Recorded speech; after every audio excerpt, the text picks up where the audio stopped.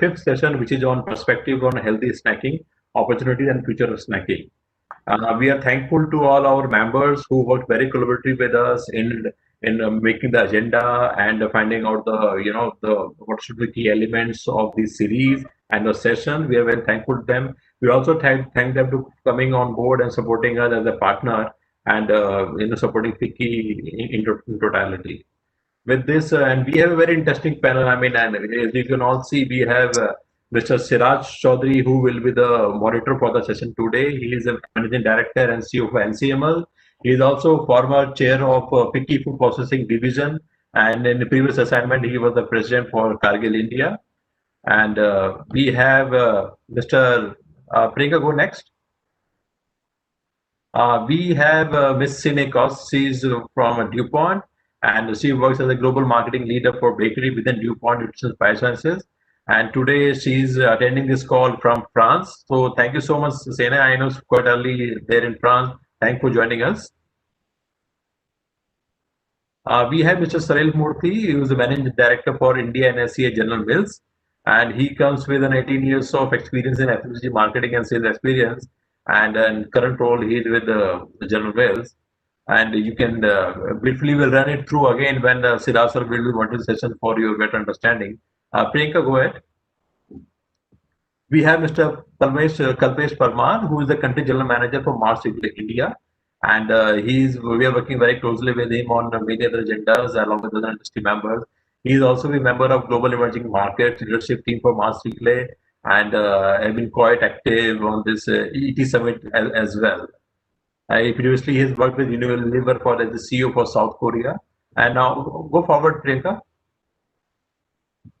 Yeah, now we also have as one of the panelists, Mr. Vikram Kelkar, who is the Group Managing Director for Hexagon Nutrition. He is a successful entrepreneur and, as I said before, Group Managing Director for Hexagon, with more than a decade of experience in nutrition industry. He has a very considerable knowledge of nutrition as one of the experts in the world of nutrition professional, having shared his knowledge and also gained from the various international conferences and seminars. Welcome, Mr. Kelkar. Okay, thank you so much, Priyanka, for sharing the slides. And this was just a way to briefly introduce the participants with the speakers. And we have Mr. Siraj Chaudhary, who will be moderating the session today. And without taking much of time, I'll now request Mr. Siraj Chaudhary to take it over. Yes, Siraj sir, over to you. Thank you, Abhinav. Good morning and good afternoon. Very happy to be here with this elite panel of speakers who are specialists in their own fields. Before we get started, it would be good to hear from them about their organizations and themselves. I would sort of start with an initial round of introduction in the speaker's own words. Starting with myself, I would say, many of you may be wondering, what does NCML stand for? NCML is country's largest post-harvest agri service providers. We are into warehousing, into testing and weather systems and price and crop forecasting, apart from financing the small traders and farmers. One of the reasons why I'm here is that NCML is country's one of the leading testing company. We have labs and facilities around the country which cater to the agri and the food space, with about 15 facilities across the country certified by NABL, FSSAI, and the various other regulatory authorities. Moving on, I would go to start with Sine Kos, who's presently in France, and then one by one we will go through each speaker, a brief introduction of yourself and your organization. Yes, thank you. Hello, everyone. So my name is Sine Kos. I am coming from DuPont Nutrition and Biosciences, which is a world-leading innovative ingredient solution company, basically across food, health, pharma, and biotech industries. And we have more than 10,000 employees across the world. I myself, I'm in marketing. I have 15 years of experience or time in the company, working especially within the dairy industry, the bakery bakery industry now, looking also at the plant-based food segment, and really focusing on all the mega trends that we see today, especially in light of COVID-19, such as health, clean label. So I'm very much looking forward to participating in the panel today, and I'll pass the word on to the next panelist. Thank you, Sinead, and we look forward to hearing from you. Over to you, Salil Murthy, Managing Director, India and Southeast Asia at General Mills, company very close to my heart, because one thing we had in common when I was in Kargil was that we were both headquartered in the same place in the US and Minnesota. Salil, over to you. Thank you, Siraj, and thank you for having me on the panel. It's an honor to be here amongst such august company. Let me quickly kind of introduce my company. So General Mills, as Siraj mentioned, is a US-based multinational foods company. A few years ago, we celebrated 150 years of kind of existence. And I'd say one of the things that I've learned in my stint at General Mills is those years of experience are hard fought and hard won, and come and build a significant depth of expertise in terms of understanding consumers and understanding food technologies. And that's really kind of how we want to leverage our growth across the world.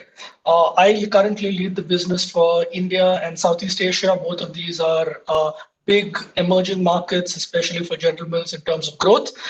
We've got brands across the region, such as Pillsbury, Nature Valley, Betty Crocker, and then Haagen-Dazs ice cream. So these are some of our brands which we have in this part of the world. We've got a bunch of other brands across the US, Australia, and Europe as well, some of which are not necessarily present here. But we're seeing a pretty significant amount of growth, and I think this particular topic, I think, of healthy snacking has been a subject of a significant amount of thought and work within General Mills. So I'm really pleased to be able to kind of share some of what we've learned and also learn from some of the other panelists as well. Kalpesh, Country General Manager for Mars and Wrigley. We all love your products. I'm sure we've all experienced the wonderful offerings. Over to you. Thanks, Shiraj, and good to see other panelists also, and to know you better and learn from all of you today. So I work for Mars Wrigley India Private Limited, and just a bit about Mars. It's a family-owned business. More than 100 years old, started with some humble beginnings in US and UK, and then now we are spread across the world. So Mars Incorporated owns Mars Wrigley. Then there is a pet nutrition business, which is famous brands like Pedigree, Whiskas. We also have a Royal Canin business, which is again started in your country, Cine, and now it's a global business. An amazing, very inside, very business Mars owns. We have Mars Foods. And then we trying to look at targeted nutrition for certain sections of the geography across the world. That's Mars Edge. So these are our businesses globally. In India, I lead the Mars Wrigley India business. Of course, I have my colleagues who manage the other business units I've explained. Again, the business stands on 5 principles centered around quality, responsibility, and other principles. So we're trying to, we have a business in India for the past 25 years, but the last 4 years have been really where we've put in a lot of resources in India, and my colleagues have done a fantastic job. And thanks, Shiraj, for that acknowledgement, but just the beginning for us in India from a treating and snacking perspective. Personally, originally a Bombayite, but been outside of India in Dubai, Nigeria, South Korea, Singapore, and now back to India after 15 years. So really delighted to, manage a business in India, which is very different from working in other countries where you don't belong to. So really enjoying this journey. It's been a year now since I'm with the team. Yeah. From a Mars brand perspective, we operate in the chocolate and the confectionery category. We also operate in the gums and mints and fruity confectionery category. Yeah, and I'll talk a bit more about what we plan to do in these categories later on. Thank you, team. Thank you, Kalpesh. And finally, Mr. Vikram Kelkar, Group Managing Director of Hexagon Nutrition, another space which in my previous avatar in Kargil, we had were in the forefront of food fortification, especially for Cargill's brands of edible oil, and obviously would want to hear a lot more from you. Nutrition is important for this country, which actually suffers from malnutrition. Significant population suffers from malnutrition. So over to you, Vikram. Yeah, thank you, Siraj. Pleasure to see you today on this forum, and good morning to all the other eminent panelists as well. I'm Vikram Kelkar, Group Managing Director of Hexagon Nutrition. Hexagon Nutrition is a 30-year-old company and with complete focus on nutrition. So we have three main business verticals. The first is the micronutrient premixes for fortification. We offer premixes for fortifying variety of foods and beverages. And then we have the clinical nutrition, and we have the ready-to-use therapeutic foods for the severely malnourished. And our company is originally Indian, and we have got 3 plants in India and also have plans of expanding overseas. We are exporting our products to more than 70 countries across the globe. It's a pleasure to be in this forum today and look forward to speaking more. Thank you. Thank you, Vikram. So we get started. Food was all about so far about hunger and nutrition, and COVID-19 actually added a few more dimensions to it. Food became entertainment. When people were locked in their homes, food was a source of entertainment. I mean, every home discussion, a lot of home discussions were about what people were going to be eating on that day. Similarly, food also became a defense, the defense and immunity system against the virus that was spreading. Another element that came into food was cooking as a skill set. More and more people went back to the kitchens, and this time it was not just about the lady of the house, but also the men and children got into the act. I mean, this was suddenly an act of bringing people together. So all these elements actually have brought in many new dimensions to food, and it's important, because snacking so far was seen as something which was about indulgence. A lot of Indian snacking was about eating out, the traditional Indian snacks, and that seems to be changing. I mean, we are seeing statistics which suggest that more packet savories are being brought in home. More bakery ingredients are getting off the shelf. Those are some of the changes, but obviously each one of you have experienced it differently. So my first question is that, how do you see your industry, or rather your company, in this segment today versus what you were perhaps seeing at the end of, I would say, December 2019? So what has changed because of the crisis that the world has gone through? There is, of course, change that we are experiencing in India, and a lot of you have global linkages. What are those changes that you're seeing in the world outside? So I'll start with Sine, and then we will follow the same order as we did for the introduction, and it would be great for our audience to hear from you that what has changed in the last 12 months. I'm sure you had plans for this year when you were ending last year, and how things have turned out would be interesting for our audience to learn. Yeah, okay, thank you. So yes, of course, I mean, as an ingredient company into all the food categories, we have had a very close eye into what is happening globally. And I think I would say in general, a lot of the trends that we were working on already have kind of just accelerated. So I think there's been some of the trends that we've been focusing on that have continued. I would say something that certainly has changed dramatically is that food service as a sector has declined. So in that sense, we've very much had to sort of gear our offering into what the retail sector would need instead, but also what the food service sector can do in the interim. But certainly, I think you mentioned some very interesting trends already, such as, of course, the health trend. And I think it's It's of course about the defense boosting our immune system, but it's really all around. It's about, especially also about snacking at home. There's been a higher awareness of weight management as well, about digestive health, about fortification in terms of muscle recovery, muscle strengthening with high protein food. So all kinds of solutions like that. That is certainly something that we as an ingredient company have been focused on with our plant proteins, with our texturizing ingredients, enabling both fat reduction, sugar reduction. So I think there's really a host of opportunities for us across the health spectrum, I would say. And I think still connecting with snacking, that is a really interesting combination because, as you rightly mentioned, snacking is not particularly going away. I think if we look at the launches of snacking, it has really increased tremendously the last 4 years and is continuing to do so. And especially if we take just healthy snacking in itself, a yearly average growth is around 6% globally. And if we take just India alone, it's around 10%. So it really illustrates how interested consumers are, I would say, in healthy snacking.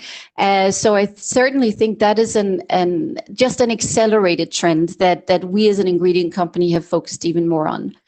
Then I think other areas are, of course, around affordability. That has, I would say, been even more at the forefront, even more important for both food manufacturers and consumers in light of the economic crisis that came in the wake of COVID-19.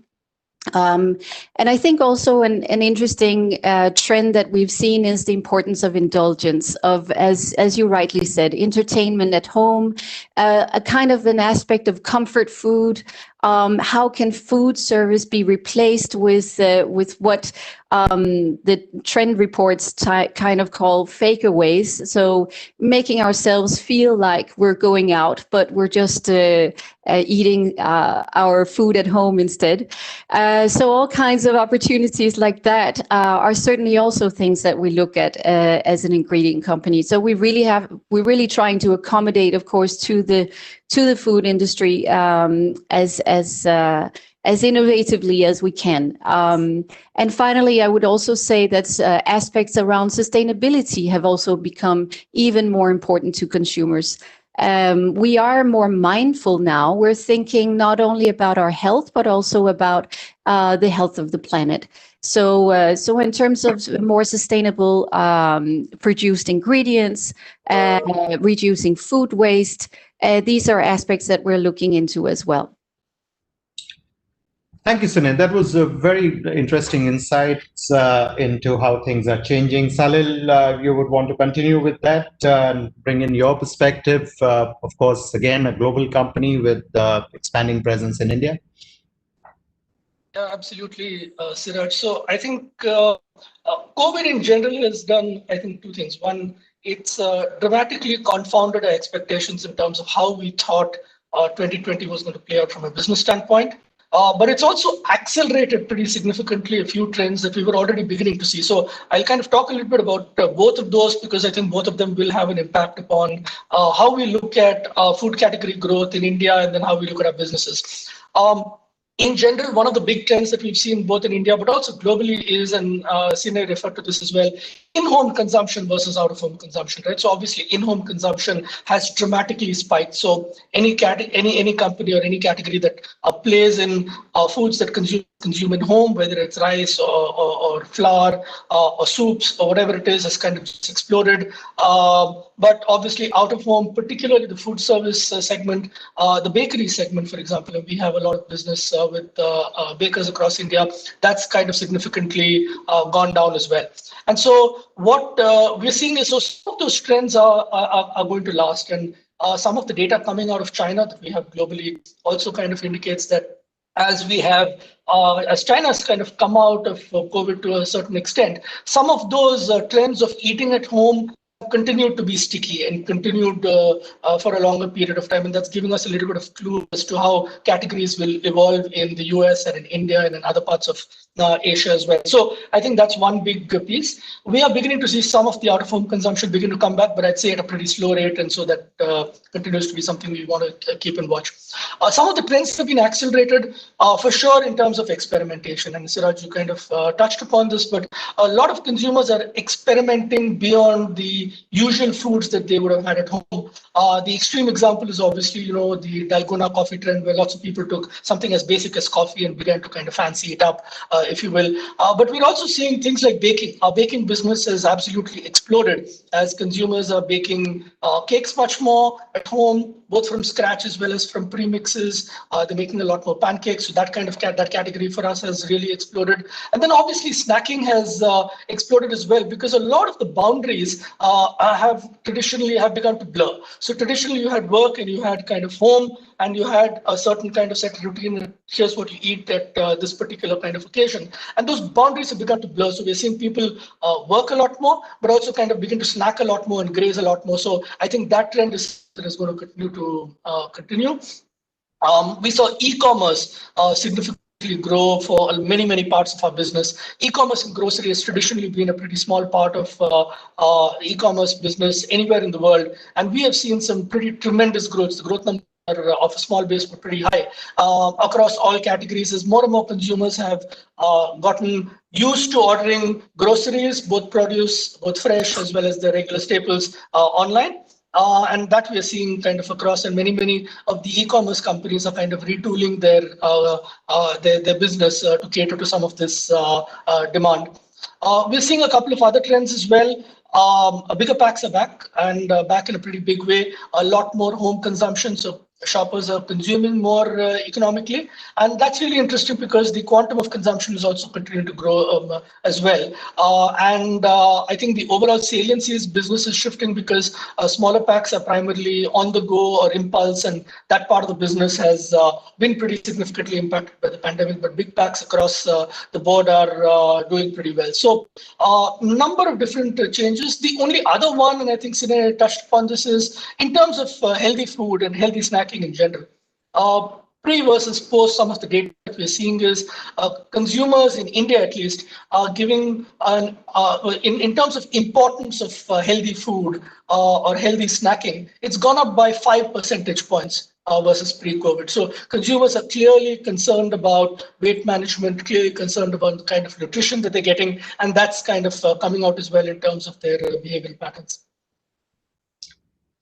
Thank you, Salil. Once again, great to get some of these insights, which people really doing the job know it best. Kalpesh, over to you again. I'm sure your segment has seen again a significant jump in consumption. It would be great to hear from you about it. Yeah, in fact, if I look at firstly, when COVID started, we are not one of the essential products. So it was tough. Business really slowed down for the first few weeks. And then Salil mentioned a very important word. We had to retool ourselves. We had to reimagine how we work in a COVID scenario. The risk of sending out our people to field, the risk of keeping our factories open while there are COVID cases in the neighborhood. So those were some of our leadership moments, which most of the leaders in the India world have gone through. And in Europe also, when I talk to my colleagues, that how COVID disrupted our basic operations in factories or the sales organization.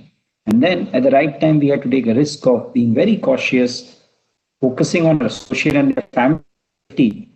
At the same time, these are experiences what we had never planned to, manage. How do we manage? So that's the context under which, but the consumer has, realized that the packaged foods in such time is a much safer bet rather than having food which is made out of home, especially in the first 4-5 months, because they didn't want to indulge and go outside. So impulse snacking at home was happening, and like all of us having a busy day of Zoom and WebEx calls, and then you realize that you have to take a snacking break, and the go-to option was some of our categories. That they wanted a snack, many times a bit of indulgence, a bit of snacking in smaller portions. That's what we propagate. And the consumers have come back and consumed a lot more of our products than what we had imagined. At the same time, we also operate in some impulse outdoor categories like gums and mints, where the schools and colleges are not open. Yeah, the railways and the airports are not operating to full capacity. So that part of the business has suffered. But then there also lies an opportunity because we suddenly realize that while is the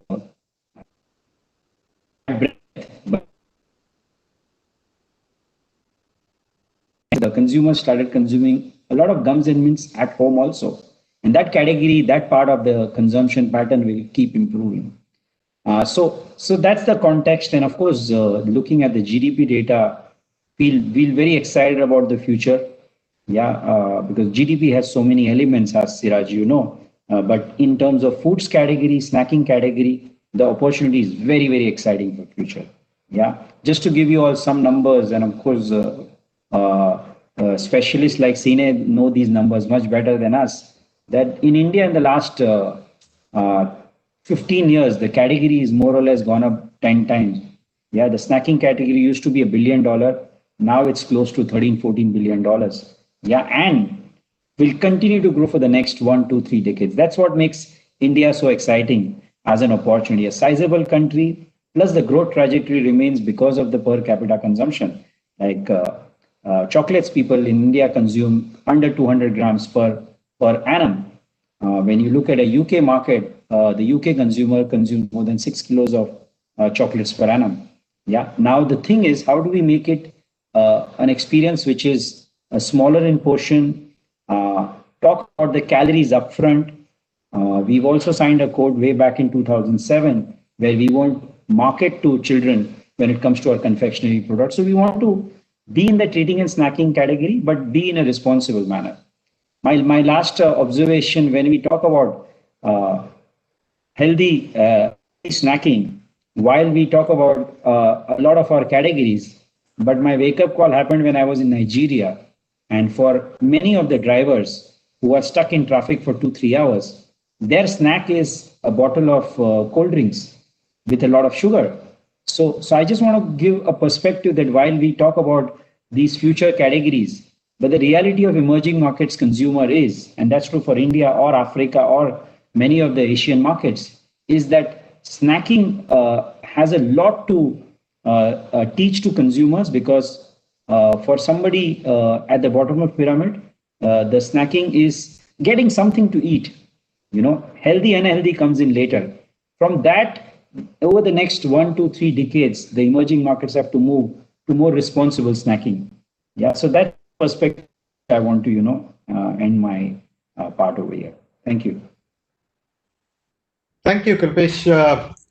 Everything you all have talked about, I'm sure is going to make the food regulator in India very happy, who's, FSSAI has been making a lot of efforts to get the Eat Right movement rolling across the country with the support of the large food companies.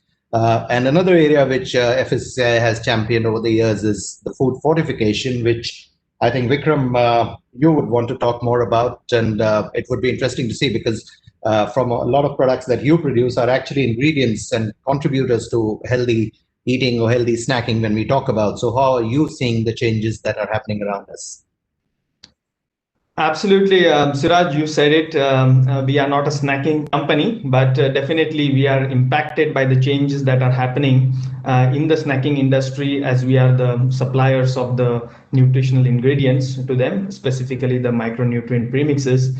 So what I would like to do is, take the audience around as to what are the perspectives on healthy snacking and the opportunities and the future of snacking, which is the topic of this forum. So I have got about 10 pointers that I would like to mention. So to start with, driven to follow the strict standards of social distance and avoid unnecessary outdoor travel, the new normal is to sit and even work from home.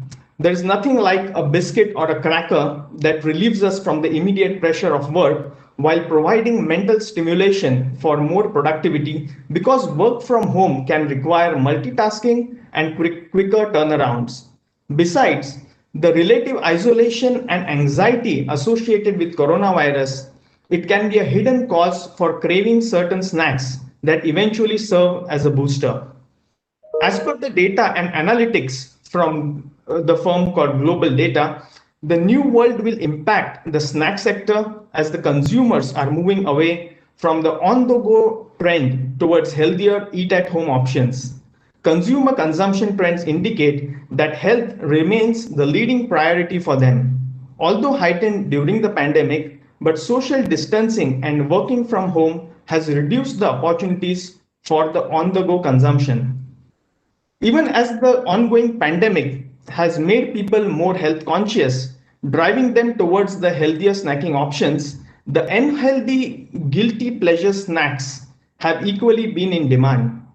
While snack companies are making more sugar-free and immunity-strengthening alternatives by adding nutritional value to their product, nutrition-based healthy snack boxes are on the rise. In a survey, about 90% of the respondents admitted to being more wary about health, cleanliness, and safety issues post-COVID-19. Yet, the guilty pleasure snacks, a coping mechanism, have also retained their charm.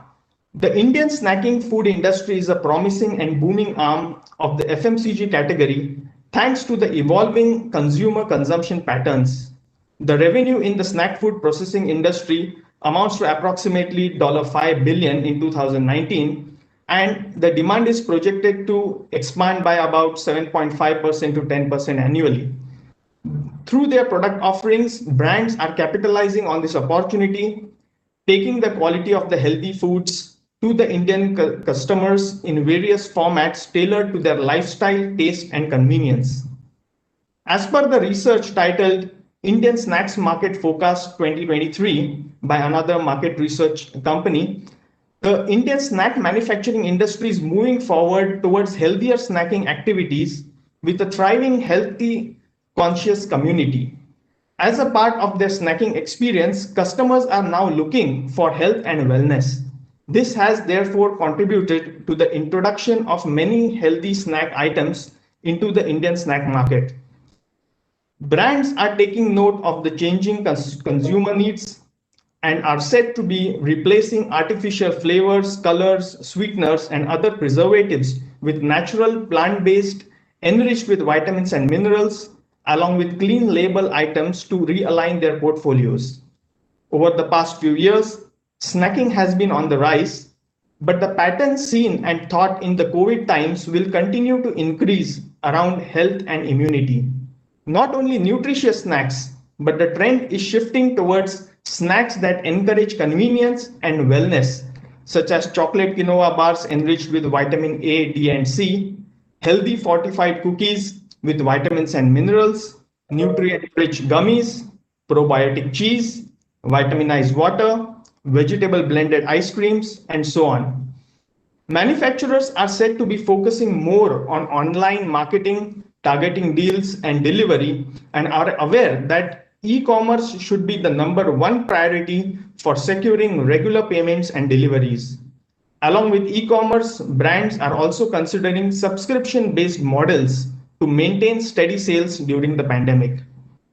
It's not just about the mere search for healthier ingredients like vitamins and minerals, but also plant-forward, tasty, and versatile items are the future of snacking.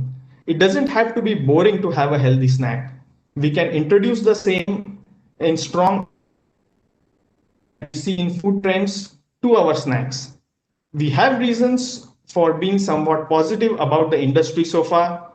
We should expect to see a new generation of customers, ecosystems, new laws, products, and experiences when the crisis wraps up.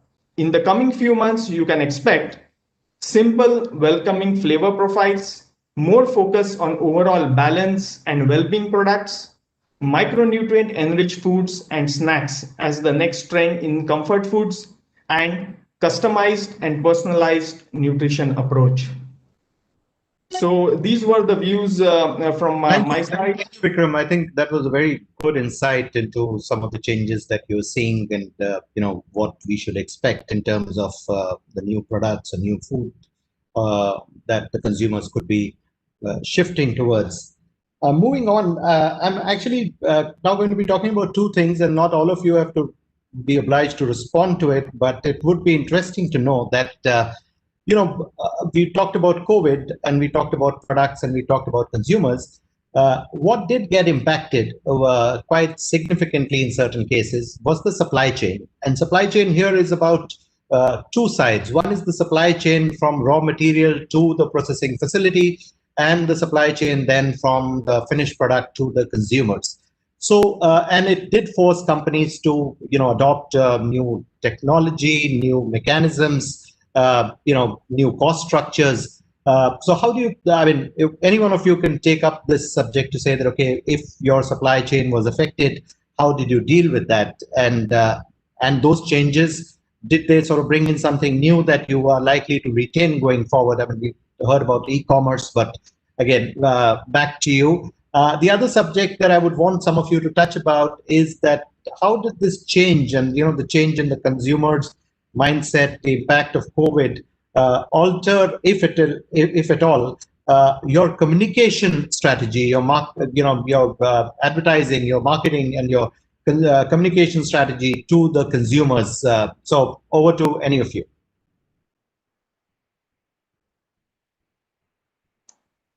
Kalpesh, would you want to take that?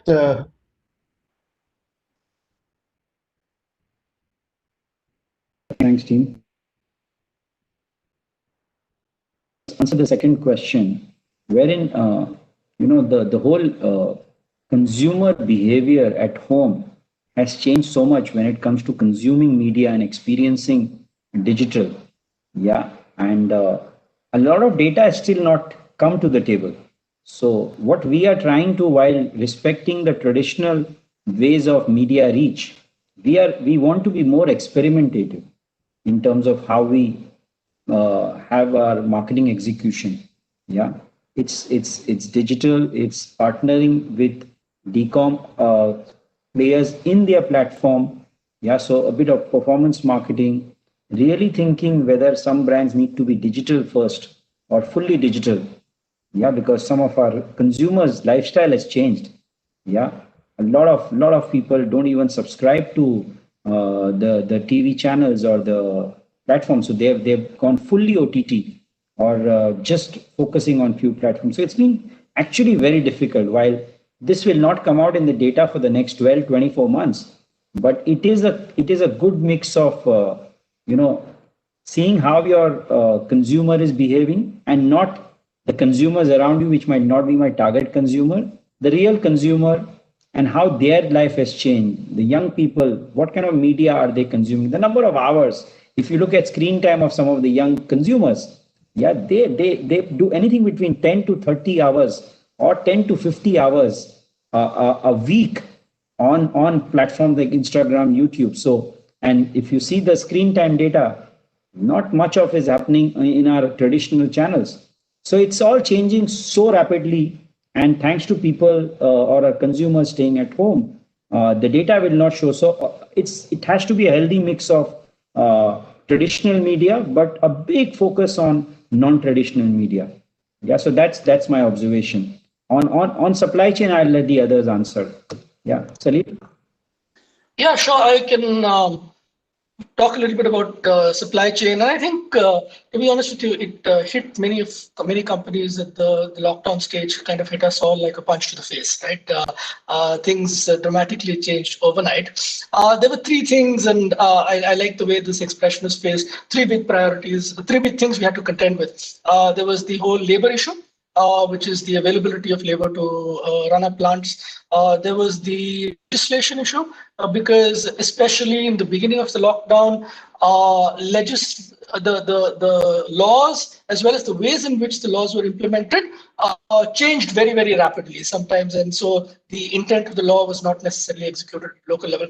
And then As you can, so there was the legislation piece, the labor piece, and finally there was the logistics piece, which was just the ability to get your raw materials and your packaging materials from the suppliers to the plant, and then getting your finished goods to the DCs and then to the retailers. Throughout this, the way we approached it was we had a couple of principles in mind. Number one, we need to make sure that our safety of our people is paramount.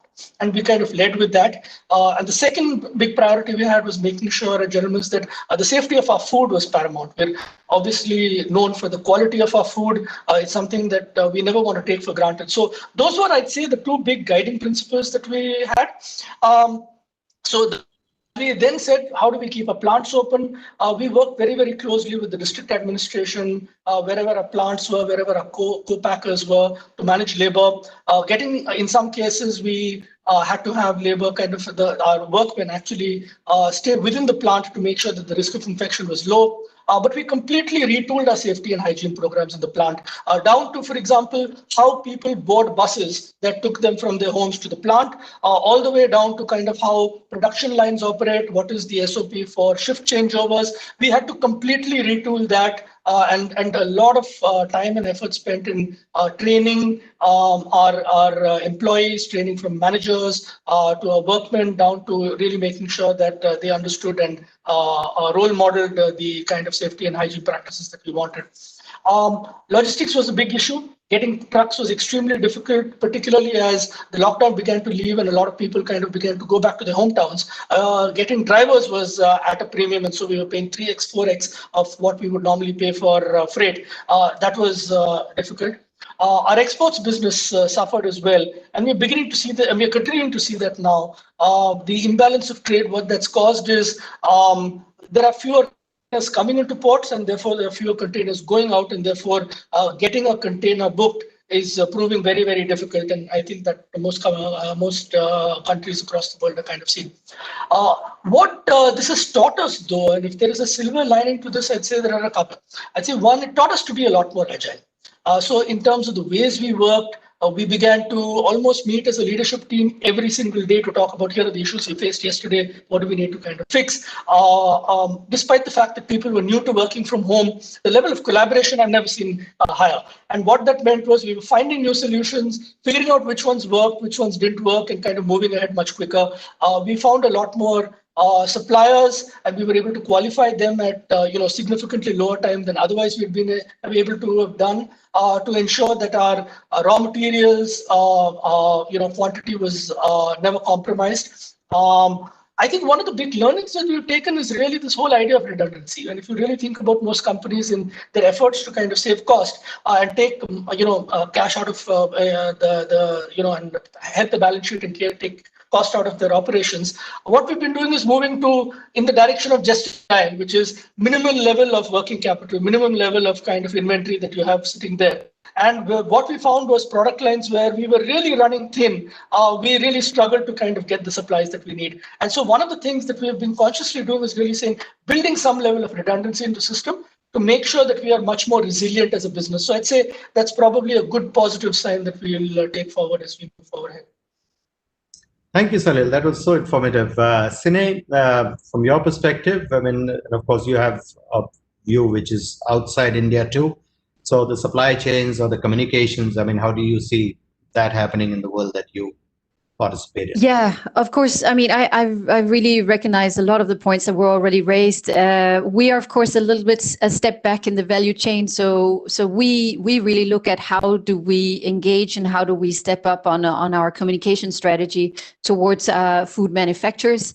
And I would say, I mean, absolutely, digitalization is the headline of everything. We're forced to engage with our customers online, and I think that's where the let's say the opportunities for and the challenges for innovation in terms of how do we engage, how do we make sure that we get that human touch, but via a screen.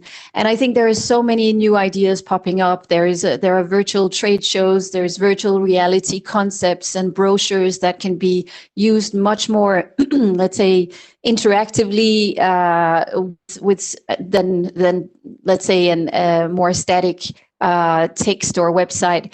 So there are a lot of opportunities, I would say. We have to, let's say, operate within the boundaries that we have at the moment. Of course, for us as well, things like exchanging real concepts to taste or showing trials in our pilot plants. That's very important as well. So that's also areas that we want to try to, let's say, improve or raise the bar in terms of bringing our customers in, but online.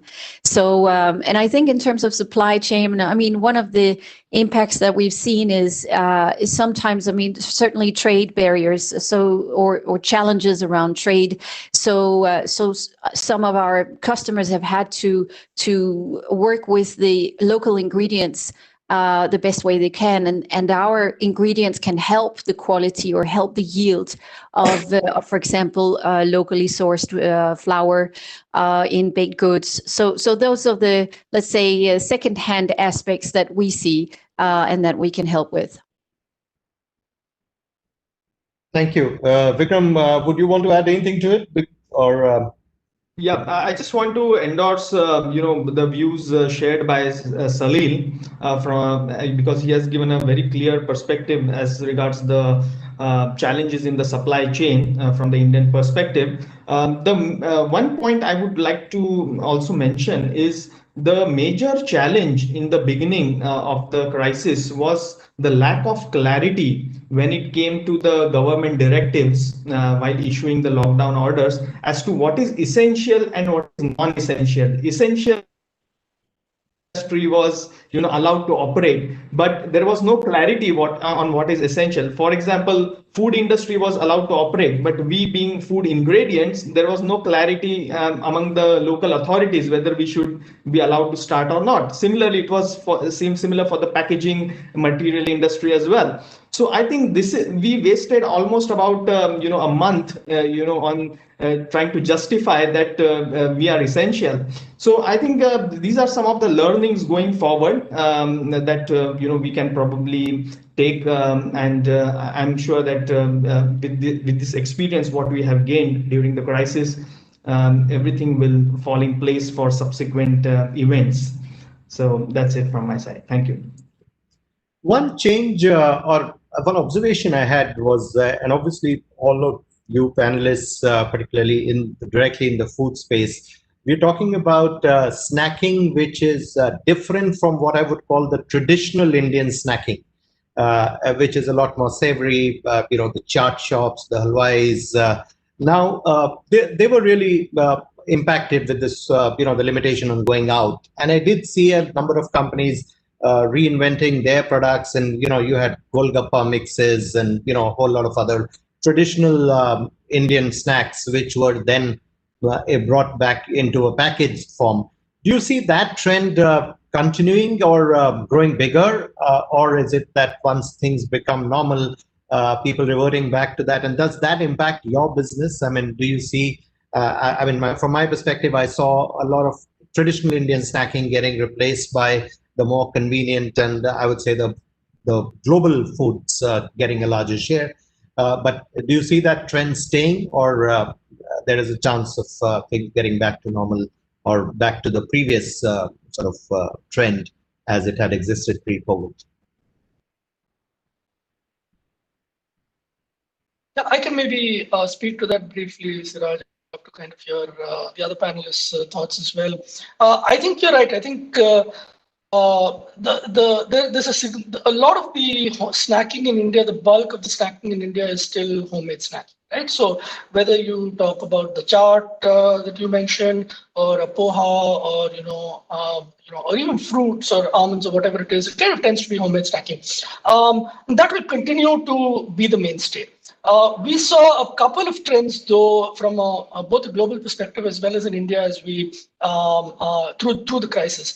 I think the first one is, I would dare say that the bulk of this homemade snacking continues to be pretty inefficient in terms of nutrition, and consumers are beginning to kind of recognize and reflect that. So if you look at the top concerns that consumers kind of regularly surface, it is weight gain, lack of nutrition, so on and so forth. This kind of tends to be the big ones.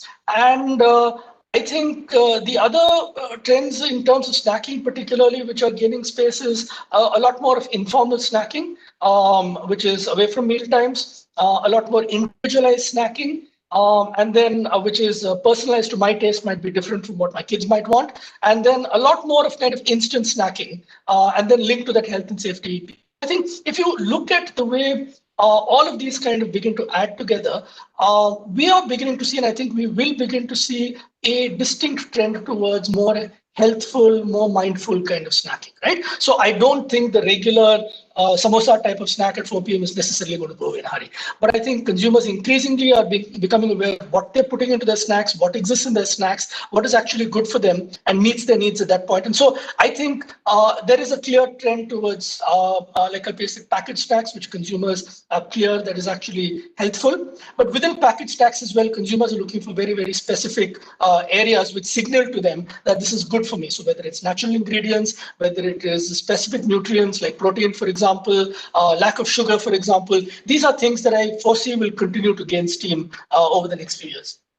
Yeah, and I think another dimension that has been added is hygiene, where I think more organized and packaged snacks probably find greater favor relative to the food that we were used to eating from the street, so to say. Anything, Sine or Kalpesh, you want to add to that? Yeah, I would like to add a few comments around, what I also see as opportunities from a global perspective, but I think also for the market in India. I really would like to echo as well that the need for more, let's say, targeted packaged food is really rising. I think personalized nutrition was already mentioned, but even just targeted various segments or times of the day or seasons or specific needs wherever you are. If you're working from home in front of a screen or if you're commuting, what are your needs then? What age group are you? Is it targeting millennials? Is it targeting kids? So making health, but in a fun way. I think there are so many opportunities to think about how to position snacking products and not make them, let's say, too uniform or too standardized. So I really see a lot of opportunity for innovation there. Also in terms of health benefits, of course, what kind of health need does it target? Is it for an elderly consumer who needs to have certain health goals covered every day? Or is it indeed somebody working from home and wanting to manage better his or her weight? So I think there, again, a lot of great opportunities that we already see in the snacking market. Examples as well in terms of a morning snack, afternoon and night. So really addressing what are the needs at that particular moment of the day. So morning, it would be all about perhaps getting full, afternoon, getting energy, and evening, de-stressing and sort of getting ready to sleep. So really, again, I think a lot of exciting opportunities there. Kalpesh, anything you want to add? Any comments before I go? No, not from my side. So firstly, if I look at the consumer's lifestyle, and any consumer across the world, the local cuisine is what makes them happy. While they want experiences of different cuisines, but in terms of share of mouth, finally it boils down to the local cuisine. And what has happened is while we become more, we focused on health and well-being more in the last 7-8 months. Why? Because now the consumer has more time to invest. There is no travel, while there are more calls, but at least there is this window in the day where the consumer is able to reflect about, what do they do about their well-being. So there's a lot of reading happening online about how do I manage myself better? What do I eat? When I eat, do I eat it responsibly?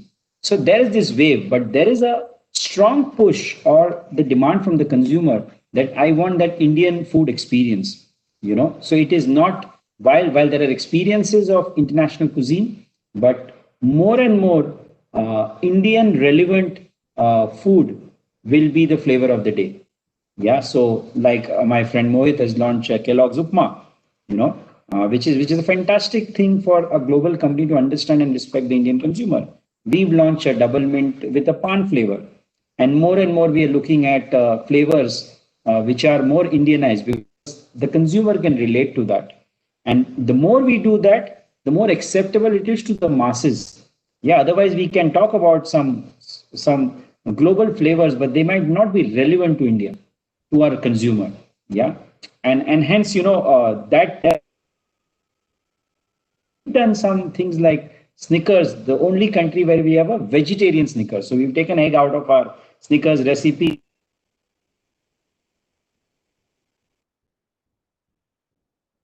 Responsible is what, of course, Sine and Vikram know more about than what we are focused on when it comes to, just to answer your question, Shiraj. Thank you. So insightful and informative.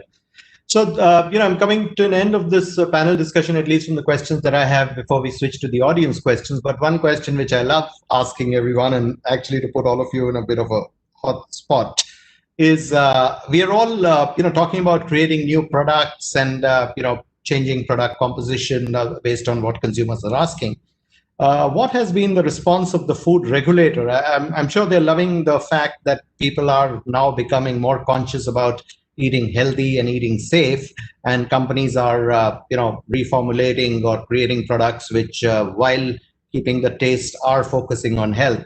But that does give rise to new product creation, new ingredients inclusion, and that does require going back to the food regulator for permissions. And so how has that response been? And yes, I mean, I would expect all of you to be fairly forthright, because my experience suggests that the regulator wants to hear it back from us. Yeah, so I probably start. I must, having come back to India after many years, I met Mr. Singer a few months ago, the new FSSI CEO. Was very, which he's running his department. Yeah.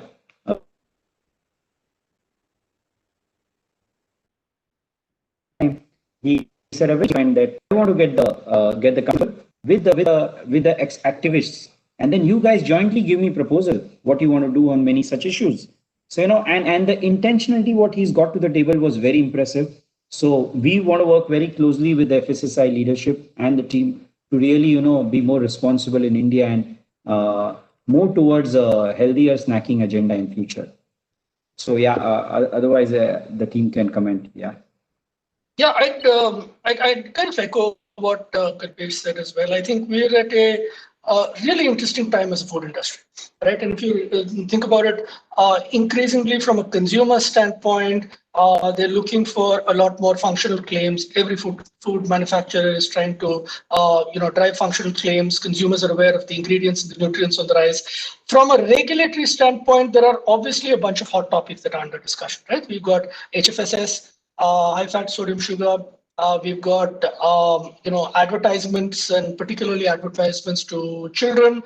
We've got distribution regulations in terms of where specific foods can be sold, how far away from schools, etc., etc. And all of these, I would say, are very, very live topics. And to a certain extent, there's no uniformity across the globe. So Europe, for example, has a traffic light system. Different parts of the world for HFSS, different parts of the world have different systems. I think this is a tremendous opportunity for us as an industry, right? And the regulators seem to be very, very open to working with us. It's a great opportunity for us to be proactive and make sure that we are really responsible corporate citizens, right? And making sure that we have the health and safety of our consumers up front. We know that's important to them.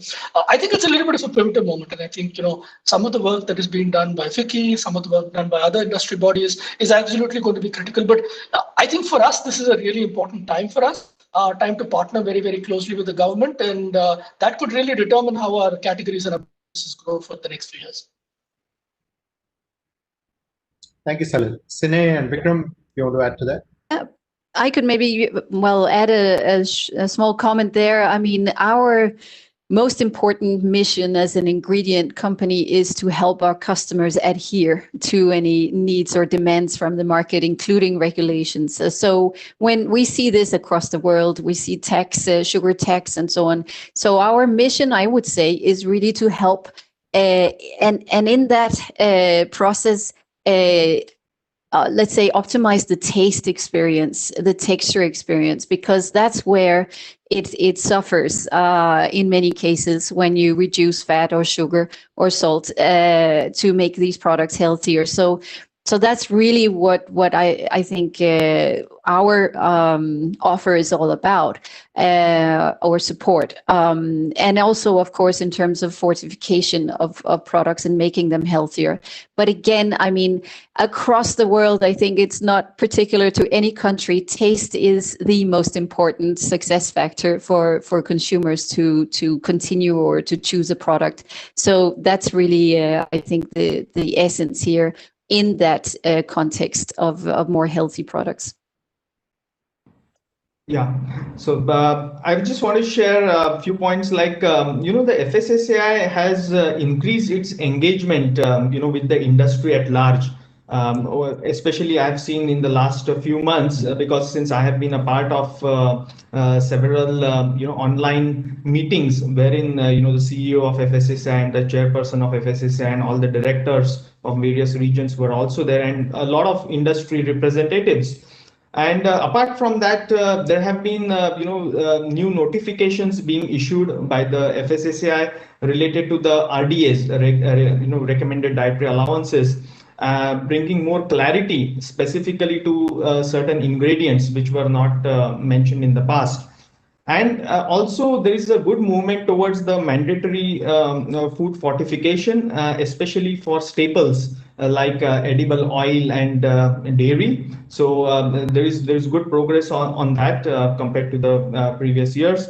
And also there is a progress on the testing mechanisms for the fortified foods, which is really necessary, because monitoring is a very important part which is required for the success of the fortification program in a country like India. So use from my side. Thank you. Thank you, Vikram. So I would bring this part of the conversation to an end, and what I would be doing is putting out the questions we've received from the participants, and it would be interesting to hear. Anyone can take that question based on your comfort, and I'll just be reading it out as they were coming in. There is, I don't know if you've been reading the response on your screens, but there seems to be considerable enthusiasm and engagement with this conversation that we've been having. So first question that comes is that what are your thoughts on healthy snacks and affordability, as many a times these are counterintuitive? Anyone can take this question.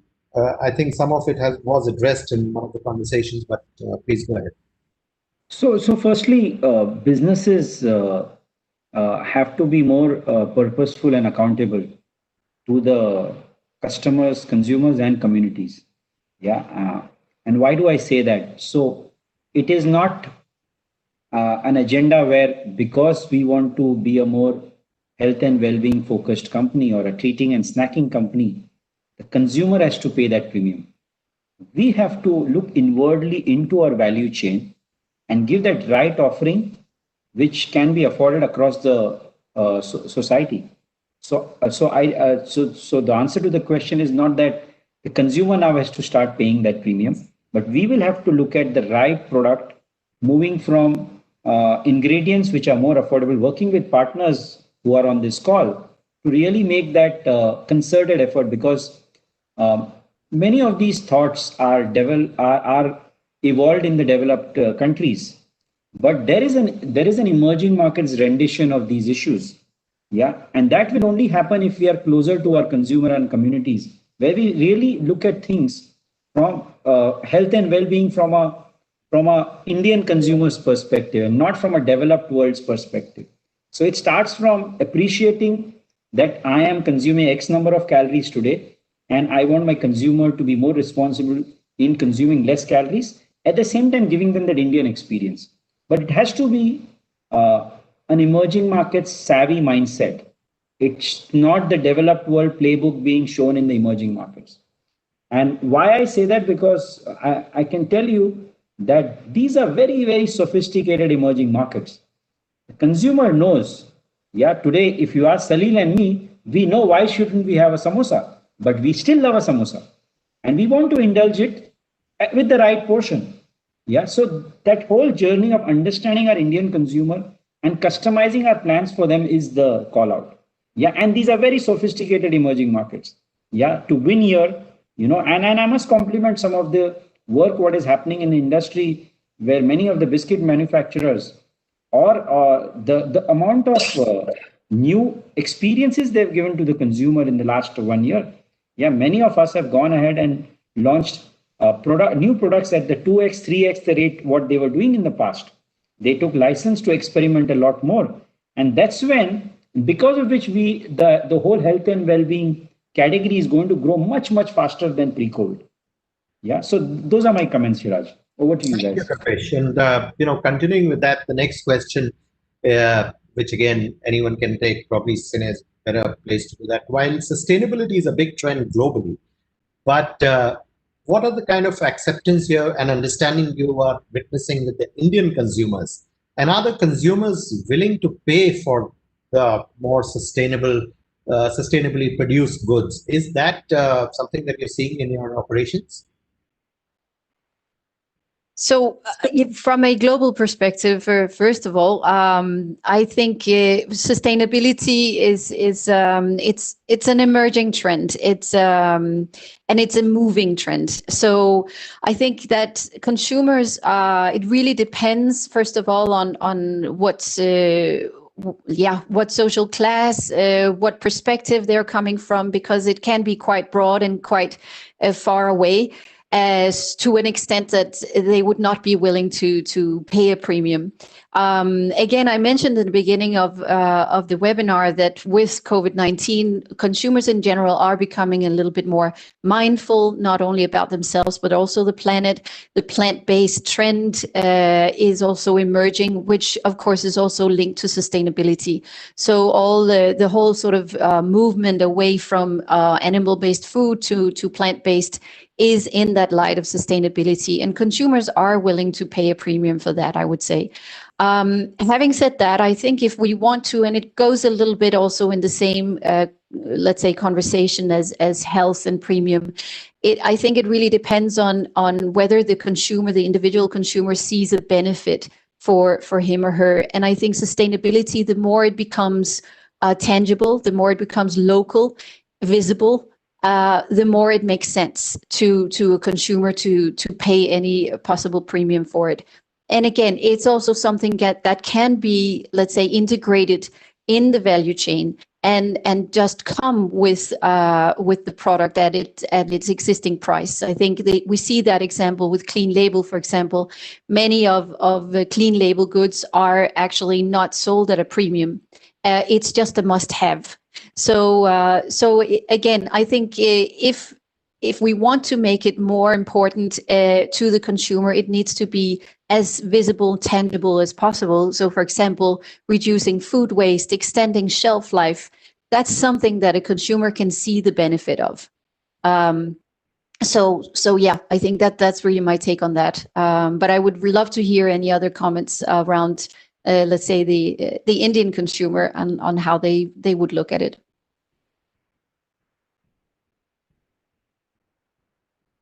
Kalpesh, Salil, anything to add to that? Yeah, I'd add maybe just a couple of points to what Sine said. I think she's right. Sustainability is a trend that is growing, but I think equally we need to figure out what is the definition of sustainability that our emerging market or developing market consumer truly values. And I think it starts with that. So, and it could be different things. For example, it could be, the organic trend, for example, is beginning to grow, and that could well be a marker of how consumers or a particular segment of consumers are thinking about sustainability. Plastics, for example, I would argue in terms of packaging and some of the regulation around MLP is another step in that direction, and there are a set of consumers who are kind of increasingly involved in that. So I think while it's small, there are specific steps that we can do. I think it goes back to our role, I think, as responsible corporate citizens in terms of what are we doing that's overall overall as a company, like as Generals, for example, what are we doing to make sure that we are sustainable in our overall operations, and that extends to our products as well. So whether it's reducing our carbon footprint, for example, things like how we manage our water, for example, these are things that a lot of good practices are kind of beginning to seep in. I think it's a long-term, slow burn trend is the way I would probably characterize it, particularly for emerging markets, but it's something that we shouldn't probably forget.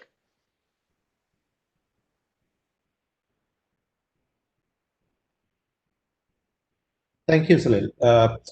Moving on to the next question, and we are having a lot of questions that are coming in from the audience, and I can share with the panelists some of the challenges or reconciliation that I'm seeing some of our audiences having difficulty to deal with is this whole snacking and healthy is almost in certain minds an oxymoron, where snacking has historically been seen as not necessarily healthy.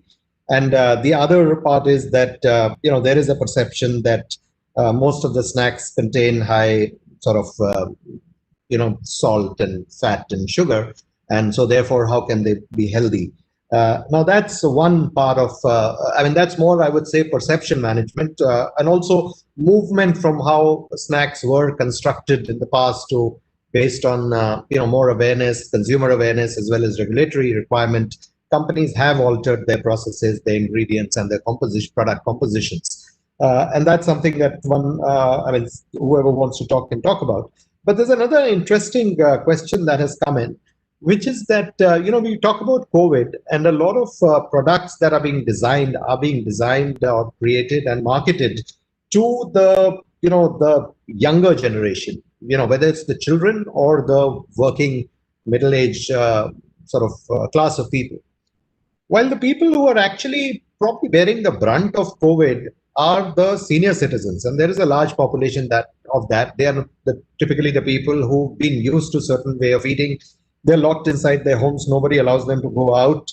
And what is the is there an effort to reach out to them to create products which would interest the senior citizens? Now, my own understanding is that most senior citizens, and all of us deal with them in our homes, are still inclined to natural products. They will still tell you to eat an apple rather than have a packet snack or the kind of food that they would recommend us to eat is different from the healthy snacking that we are talking about here on this forum. So how are you reconciling these views about natural, the senior, the traditional, and this whole HFSS versus healthy snacking?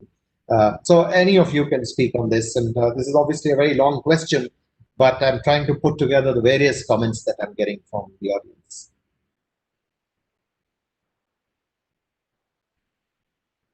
Well, maybe I can make a small comment. Sorry. Yeah, go ahead, Sini. Go ahead, please. Okay, I probably won't answer the full question, but I was thinking about the elderly segment of elderly consumers, and I think, and also the comment around the importance of local cuisine.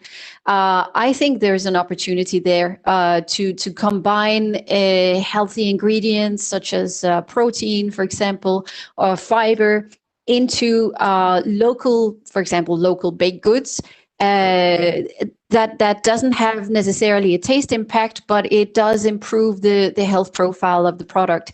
I think there's great opportunity there, and could target elderly consumers and not necessarily distort the perception that these products are still local, are still natural. I really think that could be a good opportunity there.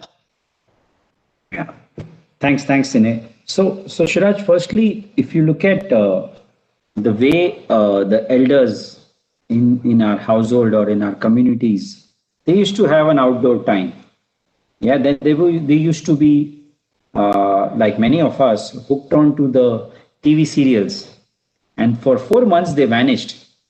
So what changed in their lifestyle? Firstly, is much more screen time. There is data that many seniors got hooked on to YouTube. Yeah, a lot more, because there was no other mode of entertainment. While they did not have access to OTT, So the easiest go-to was WhatsApp and YouTube.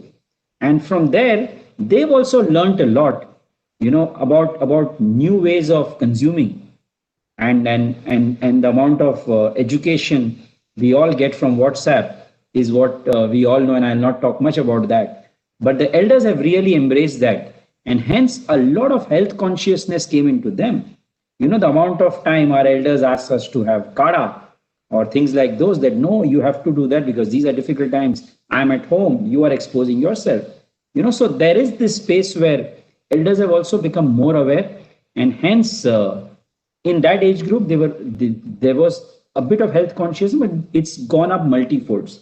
That's my observation, and hence you are right, and of course that's a provocation from you and the people on the call, that how do we serve them now that they are more open because of they are more educated or more aware compared to past about these challenges. So that's a takeout for me out of this whole chat.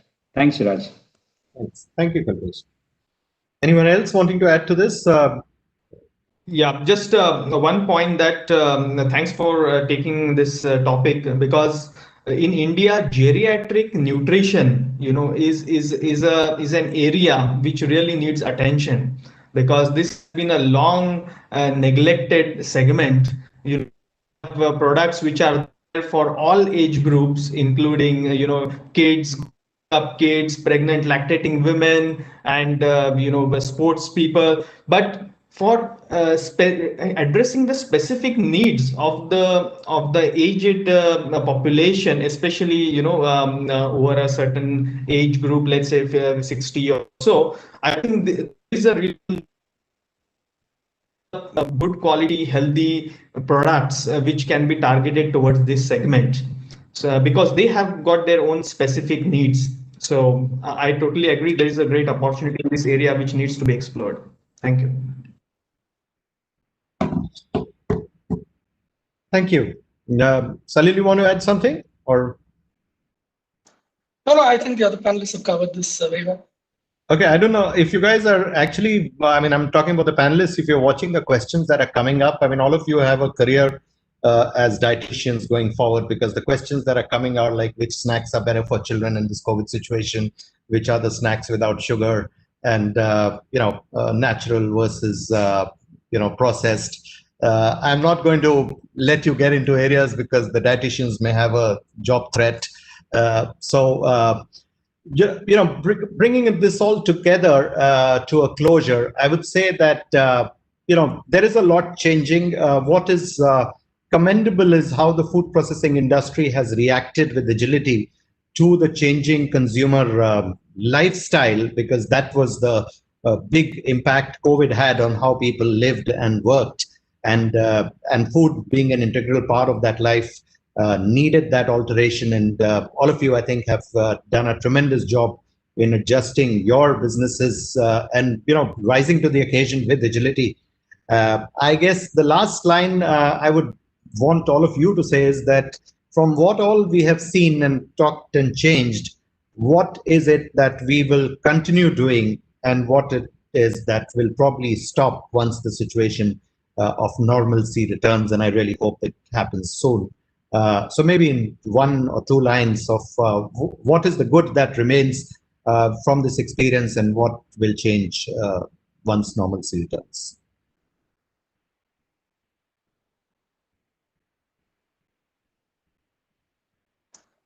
Yeah, maybe I can take a stab at this first, Siraj. I think what definitely will stay and should stay, I think, is the agility and our ability to kind of listen very, very closely to consumers, right? And you talked about return to normal, and then the cliche of the new normal, and so on and so forth. It's clear that things have changed for consumers. It's clear that things have changed in terms of what their values are. And I think the closer that we can listen to our consumers and kind of understand how they're reacting and how we can better serve their needs, I think the better it is. And I think that agility from a lot of consumers, moving away the focus from internal focus from processes and operations, getting much more externally focused on what the consumer is seeing and feeling and reacting to, I think is something that at least I've seen a ourselves and a lot of peers doing really well, and I think that should definitely continue. I think in terms of what should stop, I think to a certain extent, personally, one of the lessons that I've taken away is just the importance of kind of building for the long term. Right, and just taking away that very, very short-term focus. So yes, we all have like months to deliver and quarters to deliver and fiscal years to deliver and so on. That's part of life, right? But I think thinking about, look, where are the long-term trends kind of really going, and thinking about how we can get to where the ball is going to be versus where the ball is right now is, I think, a little bit of a wake-up call. So things like health and nutrition, for example, I think companies that have figured out that, hey, a crisis is too good a thing to waste. How can I really, use the current opportunity to position myself for growth in the future? I think are the companies that are going to do well, and we're seeing a lot of good examples of that in India and globally as well. So I think that's the other piece that kind of comes to mind as I think of the question. Thank you, Salil. Sine? I very much agree. I think the what will continue is certainly the agility of the food industry, but also I think we will see consumers' behavior and consumer trends moving faster going forward. What we've seen until now is we've seen trends sort of lingering for a long time and taking up slowly. Now with so many more consumers being more online and getting informed digitally as individuals at home, I think that's a trend that will not go away. And I think that will impact the speed of new trends emerging. And the whole sort of digitalized way of interacting, I think it's another aspect that will continue, maybe to a less extent, but I think it's certainly it's here to stay. And that also gives opportunities for smaller companies, for startups, for emerging also consumer opinions, blogs, all that to interact digitally, which I think will in turn accelerate new trends. And I think perhaps what will stop, I think, and I'm hoping as well for sure, that the food service sector will pick up again, so that the let's say the total lockdown of food service that we've seen so far, that hopefully will stop. I think there is an urge with consumers as well to get out again and to have more social contact again, and with that also we'll be picking up the food service need. So yeah, I think that's my take on that. Thank you, sir. Go ahead, Vikram.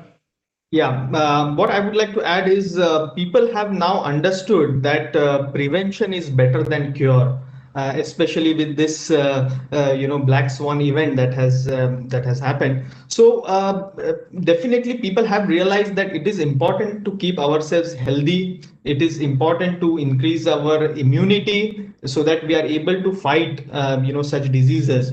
So there has to be a continued focus on eating healthy and living healthy. So definitely more healthy food options, fortified foods are there to stay going forward. Thank you. Thanks. I think Shiraj, firstly, if I look at India as a market, as a country, there are various layers in the society.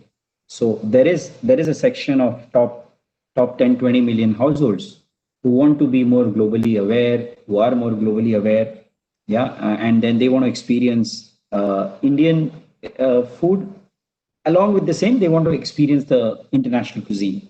Now, in the middle of the pack and at the bottom of the pack, there is an interesting play happening, because suddenly the rural population has increased because of the migration. And this population is very, very digitally savvy, thanks to the low cost of internet. So there's a lot happening over there. And hence, to Salil's point, agility and external orientation is here to stay. Any business problem, just go out of office, go out of home, and observe a consumer or a customer or a shopper, and there is a solution over there. My best advice is come from people in the factory shop floor, my distributors, or just having this casual chat with a shopper who's shopping in a retail store, and they have all solutions. And they are very, very savvy. They're very, very globally aware because of the access to internet. Now, and they are moving much faster than bigger companies. So now, how do we have that insurgent startup mindset to really be ready to serve that fast-moving consumer? Yeah, so that we don't remain a slow-moving consumer goods industry. We remain like a startup and be a fast-moving and follow the fast-moving consumer. Yeah, so we will have to be, hence the word is customization. We will have to customize a lot more. Yeah, we'll have to be hyper local when it comes to customization from geographies, from channels, from communities, So that's how and those are the companies which will win in future. Thanks, Raj. Thank you, Kripesh. So with that, we come to the end of this program, and Abhinav had to leave for he had to attend a call from the MOFP secretary. But on behalf of FICCI and on behalf of all the audience, actually, I would want to thank all our panelists for bringing their thoughts, their experiences, and their operational expertise that they could share with us with so much candor, and leave all of us much wiser and informed about a segment which is so dear and critical to not just the participants in the industry, but to the population at large. I wish we were in a larger audience. And when I talk about larger audience, it means the physical presence, where we could have actually asked for a big round of applause for all of you. And you probably will miss getting the trees planted certificate in your name that FICCI normally provides to its panelists. I mean, I probably have 200 trees planted in my name all over the country by now.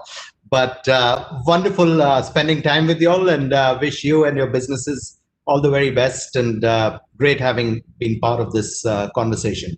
Thank you once again. Thank you, Siraj, and thank you, Sinead. Thank you. Thank you, Siraj, sir. Thank you. Thank you. Nice meeting you all. Thank you. Bye.